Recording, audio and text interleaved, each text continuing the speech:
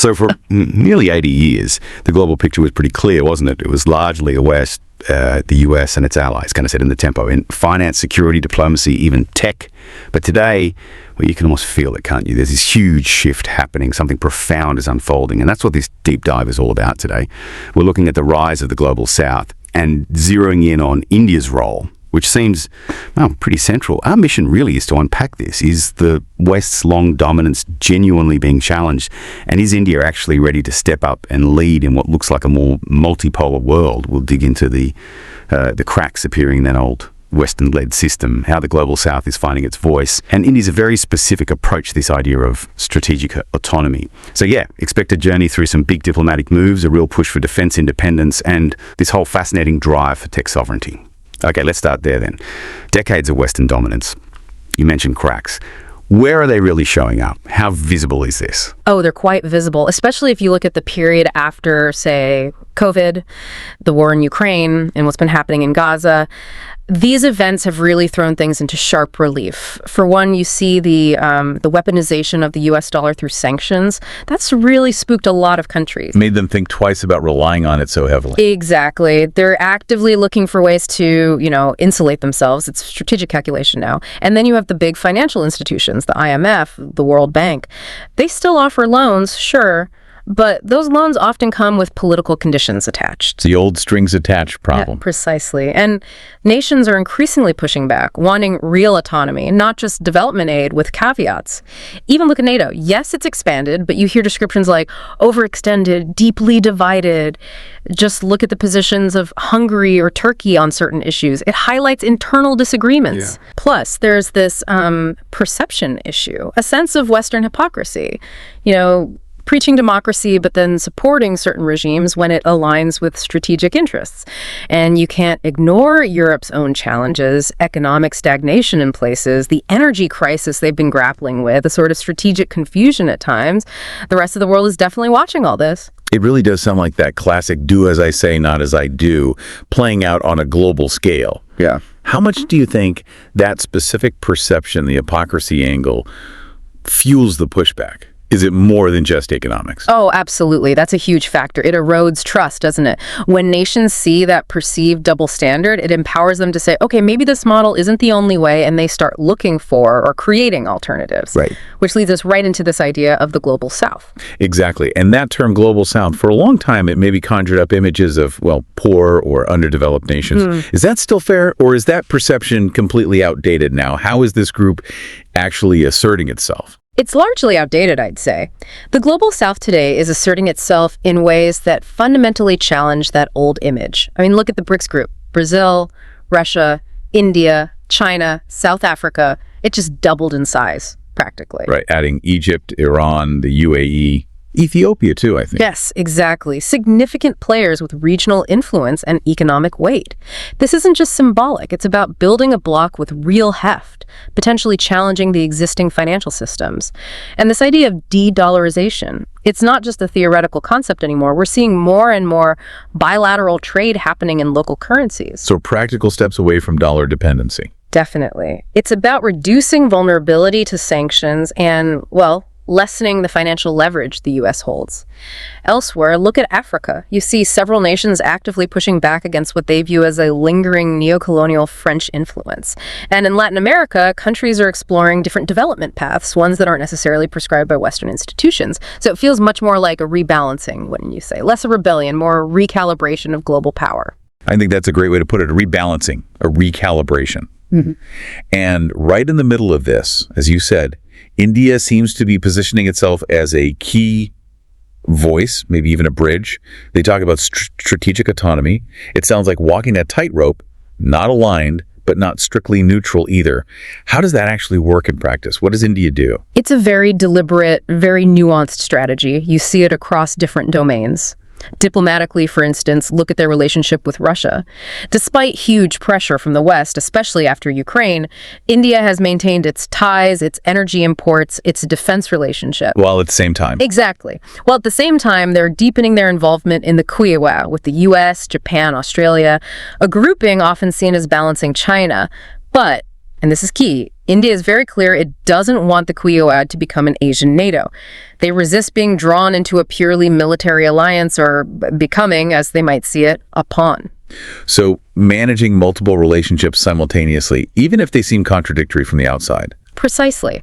And you see that same balancing act on global issues. They might support the Palestinian cause historically, but also strongly condemn terrorism and maintain close ties with Israel. It's about keeping channels open, maximizing their own options. Then there's the role within the Global South itself. Hosting the Voice of Global South Summit was a big statement. Bringing 125 nations together. Yes, providing a platform to consolidate demands on things like reforming the UN, climate finance, making sure the burden is shared more equitably, and championing digital public infrastructure, or DPI. Ah, yes, DPI. That's the Indian model, right? Like the digital ID, the payment systems. That's the one. Open source, interoperable platforms. They built it domestically, and now they're actively exporting that model as a way for other developing nations to leapfrog technologically.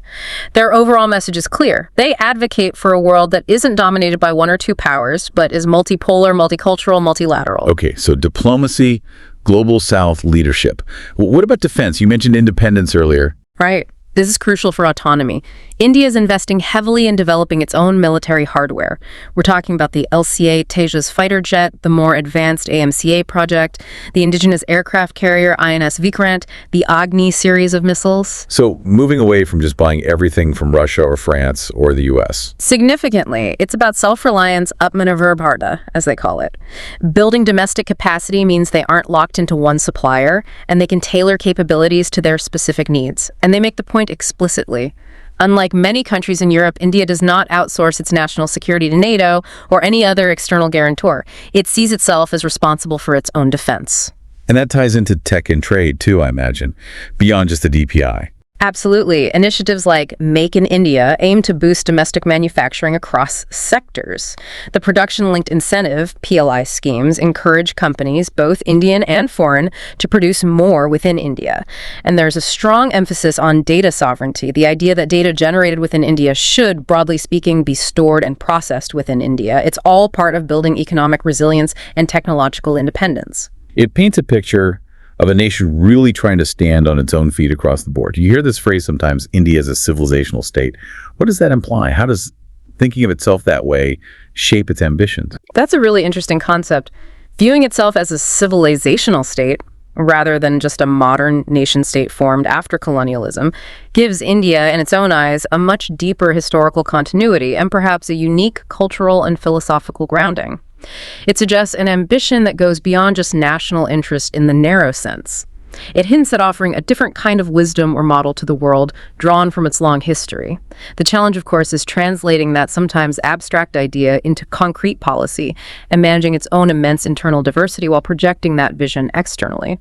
So if we pull back and look at the big picture again, what are the main currents we're seeing? Well, to summarize, I think it's clear the unipolar moment dominated by the West is fading. That seems undeniable. Second, the Global South is no longer just a passive recipient. It's actively asserting its interests and demanding a greater say. And India is positioning itself right at the heart of that assertion.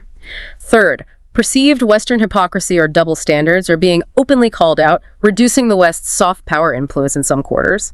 And fourth, we're seeing the strengthening or formation of new non-Western or cross-regional groupings, BRICS plus CO, Shanghai Cooperation Organization, even things like I2U2, which connects India with Israel, the UAE, and the US on specific economic projects. It's a much more complex, networked world emerging. Which brings us to a really critical point for India, doesn't it? Navigating this complex world. Right. How does it rise? How does it pursue its ambitions without essentially getting caught in the gravitational pull of either the US or China, without becoming a satellite to one or the other? That seems like the tightrope walk. It absolutely is. That's perhaps the central strategic challenge for India going forward. You sometimes hear this framed in terms of India's potential role. Will it be a Vishwaguru, a teacher to the world focusing on soft power values, offering wisdom, or a Vishwakarta, an architect of the world, actively shaping new global institutions and structures? Or maybe a bit of both. Or potentially both, yes. The Vishwaguru idea leans into that civilizational state concept, offering moral leadership.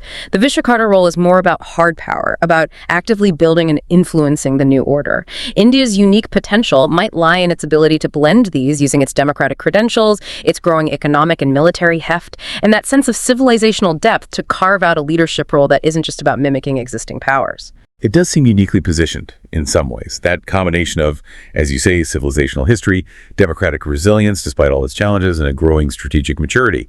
Maybe you can offer a different way to think about global power. Yeah. Certainly the idea that the West holds a monopoly on truth or power or the right path forward, that idea seems well and truly over. As the global South rises, India isn't just a spectator. It looks like it wants to be a key player, maybe even a leader in this rebalancing act. So thinking about all this, what does it mean for you listening? We've talked about these huge tectonic shifts, the global South finding its voice, India stepping up. But the big question remains, can India successfully navigate this path? Can it maintain that strategic autonomy indefinitely, avoiding being pulled too strongly into one camp or another? And maybe more broadly, what does a truly multipolar world mean for things like global stability, for innovation? How might it reshape the interconnectedness we've gotten used to? Does it change things in your daily life down the line? Definitely some big questions to mull over. This shift in global power dynamics is arguably one of the defining stories of our time, and it's far from over.